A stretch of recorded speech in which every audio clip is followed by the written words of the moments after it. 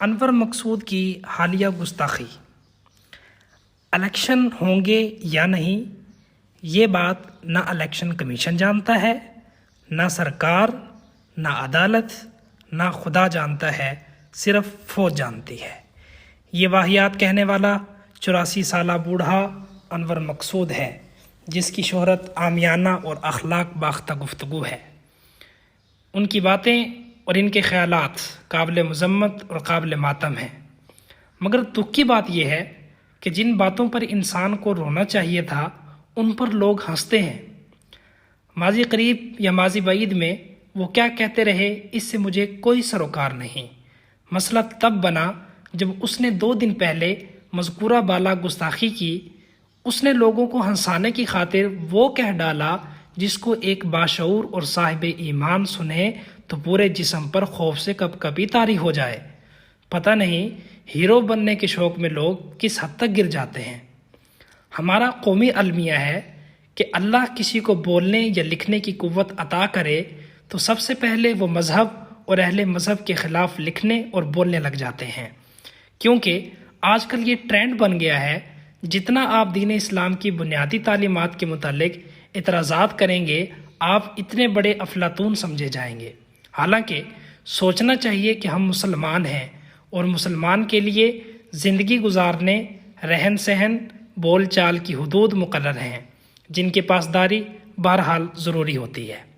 بحیثیت مسلمان ہمارا عقیدہ ہے کہ اللہ ہر چیز کا علم رکھنے والا ہے۔ زمین و آسمان میں حرکات و سکنات اور اقوال و افعال طاعات و معاصی میں کوئی چیز اس سے مخفی نہیں۔ قرآن عظیم الشان کی سورۃ الحج میں اللہ رب العزت فرماتے ہیں، کیا آپ نہیں جانتے کہ آسمان و زمین کی ہر چیز اللہ کے علم میں ہے؟ سورۃ البقرہ میں اللہ فرماتے ہیں، بے شک میں آسمان اور زمین کے غیب کا علم رکھتا ہوں، اور جو تم ظاہر کر رہے ہو اور چھپا رہے ہو وہ بھی میرے علم میں ہے۔ سورۃ الانعام میں اللہ رب العزت فرماتے ہیں، اللہ تعالیٰ ہی کے پاس غیب کی کنجیاں ہیں، ان کو اس کے علاوہ کوئی اور نہیں جانتا، اور وہ کچھ جو سمندروں اور خشکی میں ہے اس کا علم بھی اسی کے پاس ہے، اور کوئی پتہ نہیں گرتا مگر وہ اس کو بھی جانتا ہے، اور زمین کے تاریک حصوں میں کوئی دانہ نہیں پڑتا اور نہ کوئی تر اور خشک چیز گرتی ہے مگر یہ سب کتاب مبین میں ہے۔ سورۃ الحدید میں اللہ رب العزت فرماتے ہیں، تم جہاں کہیں بھی ہو وہ تمہارے ساتھ ہے، اور جو کچھ تم کر رہے ہو اللہ اسے دیکھ رہا ہے۔ اللہ رب العزت کے ان فرامین کو ذہن میں رکھتے ہوئے انور مقصود کی گستاخانہ باتوں کا فیصلہ خود کیجئے، اپنے ضمیر سے پوچھئے، بحیثیت مسلمان یہ جملہ ادا کرنا کیسا ہے؟ اب اگر کسی کے ذہن میں آئے کہ وہ محض ہنسانے کے لیے یا بطور تمثیل یہ بات کہی ہے، عقیدتاً تو نہیں کہی۔ پہلی بات تو یہ ہے کہ بحیثیت مسلمان کیا مذاق اور مزاح کے لیے یہ طریقہ کار اختیار کرنا چاہیے کہ اللہ رب العزت کے بنیادی احکامات کی خلاف ورزی ہو جائے؟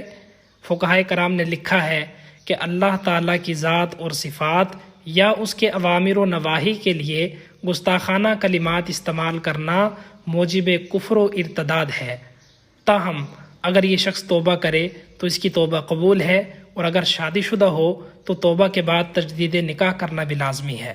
جس سے یہ گستاخانہ کلمات میں نے سنے ہیں تب سے ضمیر پہ بوجھ محسوس کر رہا تھا، لہٰذا ایک مسلمان کی حیثیت سے جشن جون ایلیا میں انور مقصود کے کہے ہوئے جملے کی پرزور مذمت کرتا ہوں، ساتھ ساتھ اپنے ہم فکر، ہم ذہن اور دل میں ایمان کی حرارت محسوس کرنے والے لکھاریوں اور براگر سے دست بستہ درخواست کرتا ہوں کہ ہر فورم پر انور مقصود کے اس گستاخانہ بیان پر اپنا احتجاج ریکارڈ کروائیں، تاکہ اسلام کے نام پر بننے والے ملک میں کوئی دوبارہ اس قسم کی جرت نہ کرے، اور فوری طور پر وہ اپنے اس گستاخانہ الفاظ پر اللہ کے حضور معافی مانگے۔